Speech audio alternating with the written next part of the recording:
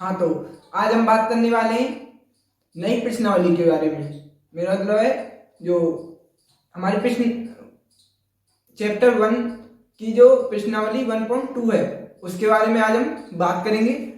तो आइए शुरू करते हैं, लेकिन उससे पहले मैं आपको एक बात बता दूं कि अब हम छोटी छोटी जो वीडियोज में इन क्वेश्चनों को सभी को कवर करेंगे। तो आज हम एक या दो ही प्रश्न करेंगे। तो आइए शुरू करते हैं। पहले जो प्रश्न है आपका पहला, उसमें आपके 4 क्वेश्चन है, आप साइड में देख सकते हो। तो देखिए आपका फर्स्ट क्वेश्चन का प्रथम आपका फर्स्ट क्वेश्चन है, निम्नलिखित में से कौन से रिक्त समुच्चय के उदाहरण हैं? कौन से रिक्त समुच्चय के उदाहरण हैं? और आपको तो पता ही है रिक्त समुच्चय कैसे कहते हैं। रिक्त समुच्चय कहते हैं जिसमें कोई भी अवयव नहीं होता। तो देखिए इसमें सभी जो समुच्चय हैं वो समुच्चय निर्माण रूप सेट बिल्डर फॉर्म में दे रखे हैं, तो आपको रोस्टर रूप में बदलने हैं। तो आइए मेरे साथ साथ बदल दें। आप भी अपनी नोटों को लेकर रेडी होगी। तो पहला लिखिए, आपका पहला प्रश्न है 2 से भाज्य विषम प्राकृत संख्याओं का समुच्चय। 2 से भाज्य जिनमें 2 का भाग चला जाए और विषम प्राकृत संख्या। प्राकृत संख्या कहां से शुरू होती है? 1 से। तो देखिए 1 में 2 का भाग चले जाएगा नहीं, 2 में चला तो जाएगा पर ये विषम नहीं है। और आपको विषम सुन के ही ये समझ आ गया होगा कि विषम संख्याओं में तो 2 का भाग जाता ही नहीं है। तो किसी भी विषम संख्या में 2 का भाग नहीं जाएगा, इसका मतलब ये जो समुच्चय होगा वो 5 होगा। आप ऐसा वाला साइन बना सकते हो या फिर आप ऐसा भी बना सकते हो। तो देखिए आपका सेकंड क्वेश्चन है, और आप इस वाले क्वेश्चन में लिख दीजिएगा कि ये रिक्त समुच्चय का उदाहरण है। अब भाषा लिखोगे तो आपको नंबर पूरे मिलेंगे एग्जाम में। तो आपका सेकंड क्वेश्चन है सम अभाज्य संख्याओं का समुच्चय। तो देखिए सम अभाज्य संख्याओं का समुच्चय। अभाज्य संख्या कौन सी होती है? जिनमें खुद का और 1 का भाग चला जाए। तो आइए देखते हैं। तो देखिए सम अभाज्य संख्या, तो 1 जो है वो अभाज्य है, लेकिन उसे हम नहीं काउंट करते हैं। 2 अभाज्य है, उसके बाद सम भी है। ये जो ब्रैकेट है ये 5। यदि आप ऐसा लगा रहे तो इसमें तो ब्रैकेट नहीं लगेगा, बाकी के सभी में ये ब्रैकेट लगेगा। ये समुच्चय का जो आप मान सकते हो प्रतीक रूप है, प्रतीक है ये। इसके ये नहीं लगाएंगे तो आप समुच्चय नहीं कहलाएगा वो। तो देखिए सम 2 आ गई, 2, और देखिए 3 अभाज्य लेकिन सम नहीं है। 4 जो है सम है अभाज्य नहीं है। 5 सम नहीं है अभाज्य है, और 6 वो भी अभाज्य नहीं है। 7 वो भी अभाज्य है लेकिन सम नहीं है। तो इसलिए ये इसमें से 2 ही आएगा। तो देखिए जो ये 2 है इसका मतलब समुच्चय में एक अवयव आ रहा है, इसलिए ये एकल समुच्चय है ना कि रिक्त समुच्चय। तो आप इसमें लिख दीजिएगा ये इसके बाद कोमा लगा के कि ये रिक्त समुच्चय का उदाहरण नहीं है। तो अब हम करते हैं थर्ड। सभी को इसमें आपको ऐसा ही लिखना है, कोमा लगा के लिख देना भाषा, या फिर आप अतः भी लगा सकते हो, इसके नीचे लिख सकते हो अतः ये रिक्त समुच्चय का उदाहरण नहीं है। तो देखिए आपका तीसरा है x। x एक प्राकृत संख्या है। x एक प्राकृत संख्या 1 से अनंत तक। x 5 से तो छोटा है, और साथ ही 7 से भी छोटा है, नहीं 7 से बड़ा और 5 से छोटा। तो देखिए 7 से बड़ा और 5 से छोटा, इसका मतलब रिक्त समुच्चय होगा।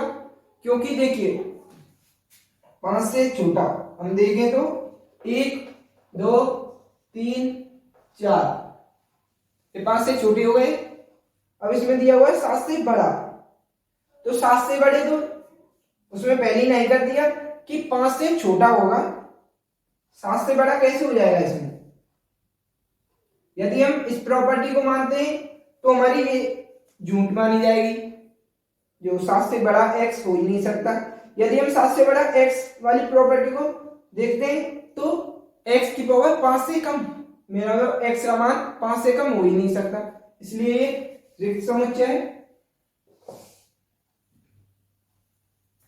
इसलिए ये रिक्त समुच्चय है, आप लिख सकते हो।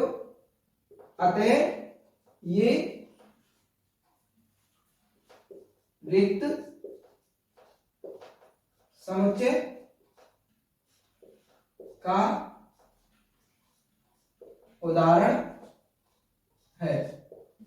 आप ऐसे लिख लेना अपनी नोटबुक में। सिर्फ मैंने ये वाली जो भाषा है वो लिख के दिखा दिया आपको, आप ऐसी ऐसी भाषा इनमें लिख लेना। इसमें नहीं है तो यहाँ उदाहरण नहीं है, नहीं आ जाएगा सिर्फ यहाँ। अब हम बात करते हैं अपने क्वेश्चन नंबर 4 की। तो देखिए क्वेश्चन नंबर 4 है y इस प्रकार है कि y किन्हीं भी दो समांतर रेखाओं का उभयनिष्ठ बिंदु है। तो y किन्हीं भी दो समांतर रेखाएं उनका उभयनिष्ठ बिंदु है। उभयनिष्ठ का मतलब होता है, जो उभयनिष्ठ का मतलब होता है, उभयनिष्ठ बिंदु होता है जैसे आप मान लीजिए कि ये दो रेखाएं हैं, ये दो रेखाएं जो एक दूसरे को क्रॉस कर रही हैं, उनके बीच जो बिंदु होता है उभयनिष्ठ बिंदु। उभयनिष्ठ बिंदु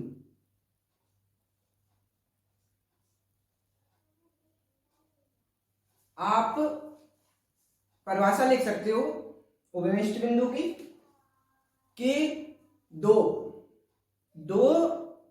रेखाएं यदि एक दूसरे को प्रतिच्छेद करें तो उनके जो मिलने की जहां वो मिल रही हैं उसे कहते हैं उभयनिष्ठ बिंदु। दो रेखाएं जो एक दूसरे को प्रतिच्छेद करें उनके बीच के बिंदु को उभयनिष्ठ बिंदु कहते हैं। जैसे कि ये दो रेखाएं एक दूसरे को प्रतिच्छेद कर रही हैं और इनके बीच के जो बिंदु है जहां ये दोनों मिल रही हैं, यहां मिल रही हैं ये, तो इसी बिंदु को कहेंगे उभयनिष्ठ बिंदु। और इस सवाल में कहा गया है कि नहीं दो समांतर रेखाएं होती हैं इस प्रकार। तो देखिए ये दोनों रेखाएं एक दूसरे को टच भी नहीं कर रही हैं, तो इनके बीच का बिंदु तो निकालना असंभव है। तो ये जो है मेरा मतलब रिक्त समुच्चय होगा, क्योंकि यहां तो नामुमकिन है उभयनिष्ठ बिंदु, इसलिए। तो देखिए ये आप मोस्ट इंपोर्टेंट लगा सकते हो इसे, मेरा मतलब इसके आने के चांसेस हैं। अब आप एक बार इन्हें देख लीजिए, उसके बाद हम अपना 5वां क्वेश्चन स्टार्ट करेंगे। मेरा मतलब दूसरा क्वेश्चन स्टार्ट करेंगे। आप इसका स्क्रीनशॉट ले सकते हो वीडियो को पॉज करके। तो हम पढ़ते हैं दूसरे क्वेश्चन के बारे में। तो दूसरा क्वेश्चन है आपका, निम्नलिखित समुच्चयों में से कौन परिमित और कौन अपरिमित है। तो कौन सा रिक्त समुच्चय परिमित है और कौन सा अपरिमित, आपको ये छांटना है। तो देखिए आपका फर्स्ट है वर्ष के महीनों का समुच्चय। तो देखिए वर्ष के महीने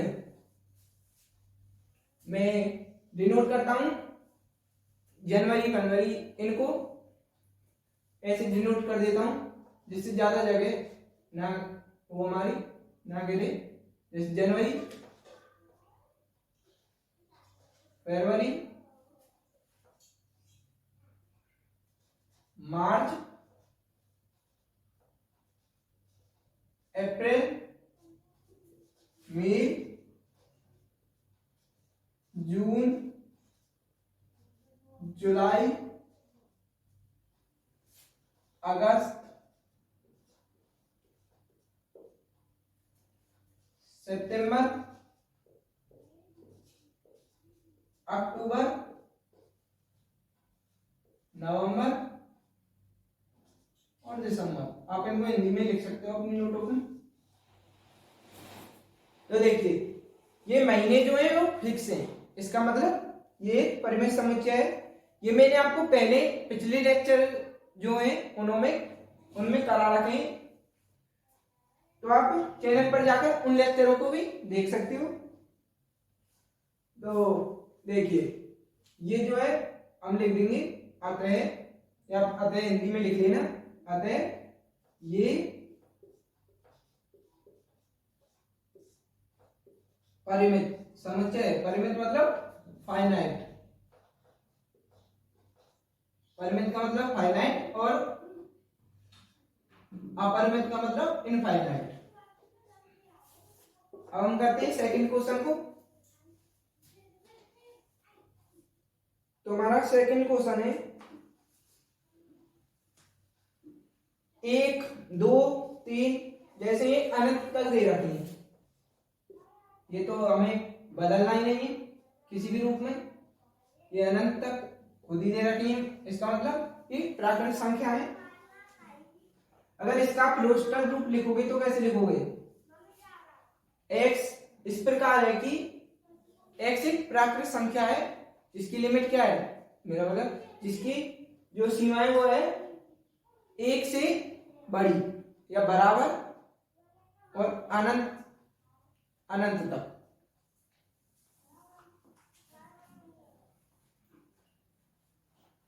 अनंत तक या अनंत के बराबर आप लिख सकते हो। तो अब हम इसमें लिखते हैं, ये देखिए ये अनंत तक जा रहा है, तो इनके जो अवयव है उनको हम गिन नहीं सकते, इसलिए ये क्या होगा? अपरिमित समुच्चय। जिनके अवयवों को हम गिन लेते हैं वो तो होता है परिमित समुच्चय, और जिनके अवयवों को हम नहीं गिन पाते वो होता है हमारा अपरिमित समुच्चय। तो आप लिख सकते हो अतः ये अपरिमित समुच्चय है।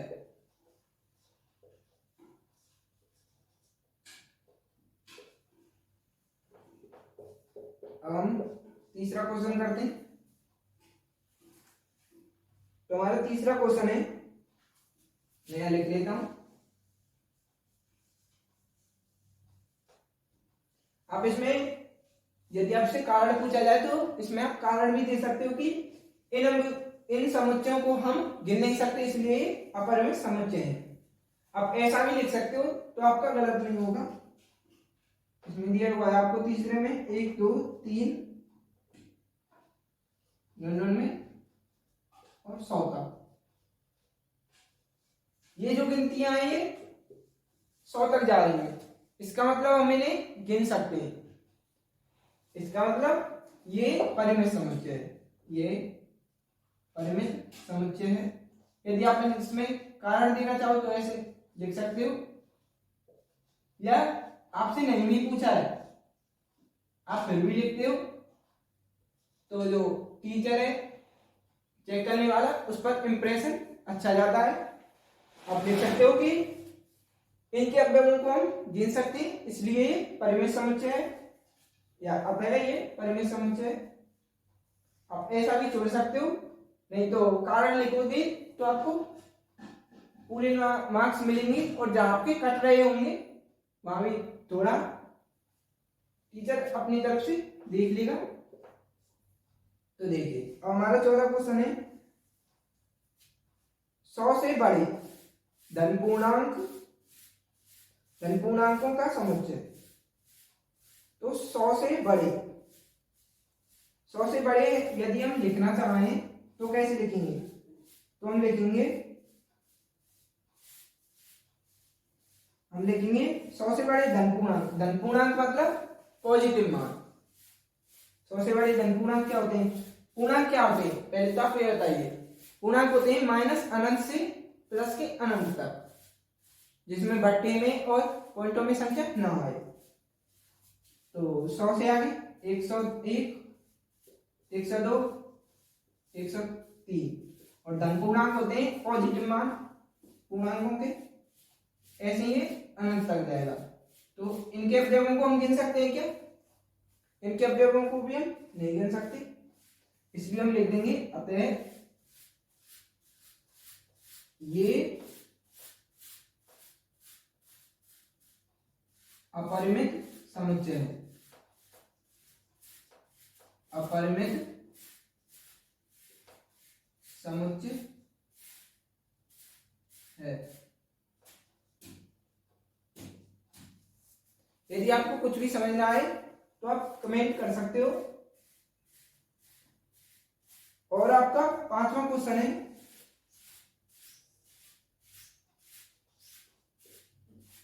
और यदि आपको किसी प्रकार का डाउट हो तो आप कमेंट जरूर करना। आपका 5वां क्वेश्चन है, 99 से छोटे अभाज्य पूर्णांकों का समुच्चय। 99 से छोटे, इसका मतलब 99 से जो छोटे हो, अभाज्य जिसमें खुद का और एक का भाग चला जाए, और पूर्णांक सभी होते हैं। तो देखिए नेगेटिव लेंगे तो उनमें भी चला जाएगा एक का भाग तो, और खुद का भी।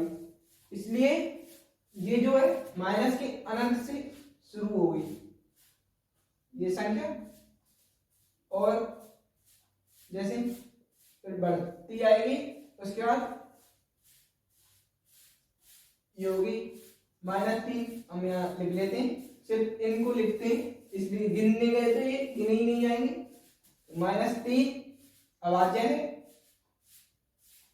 -2, -1 इसको हम नहीं गिनते।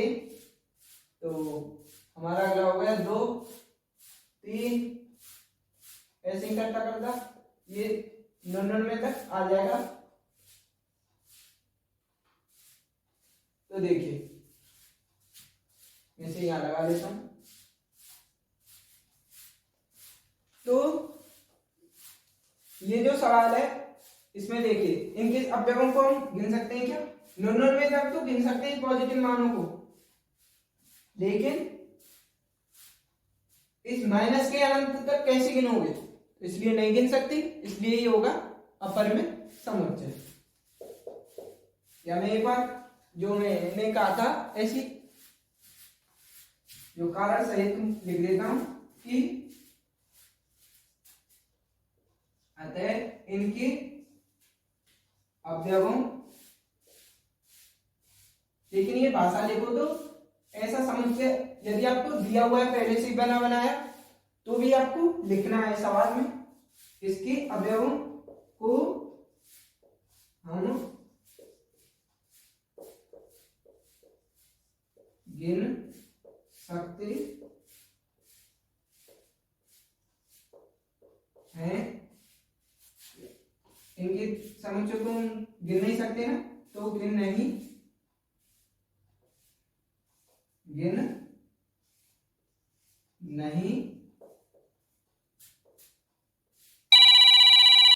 सकते। तो देखिए हम यहाँ लिखेंगे इनके अवयवों को हम गिन नहीं सकते, इसलिए